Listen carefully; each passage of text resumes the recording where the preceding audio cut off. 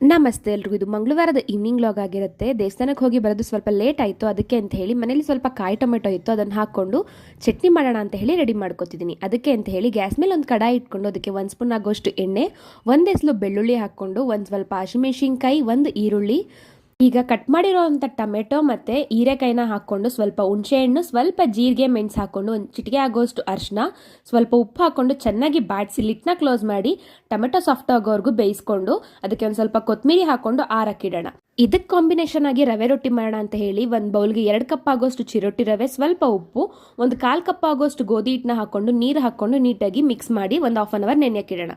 ಈಗ ಆರಿರೋಂಥ ಟೊಮೆಟೊನ ಒಂದು ಜಾರ್ಗೆ ಹಾಕ್ಕೊಂಡು ರುಚಿಗೆ ಬೇಕಾದಷ್ಟು ಉಪ್ಪನ್ನ ಹಾಕ್ಕೊಂಡು ನುಣ್ಣಗೆ ರುಬ್ಕೊಂಡು ಒಂದು ಸಿಂಪಲ್ಲಾಗಿ ಒಂದು ಒಗ್ಗರಣೆ ಕೊಟ್ಕೊಂಡ್ರೆ ಟೊಮೆಟೊ ಚಟ್ನಿ ರೆಡಿ ಆಗುತ್ತೆ.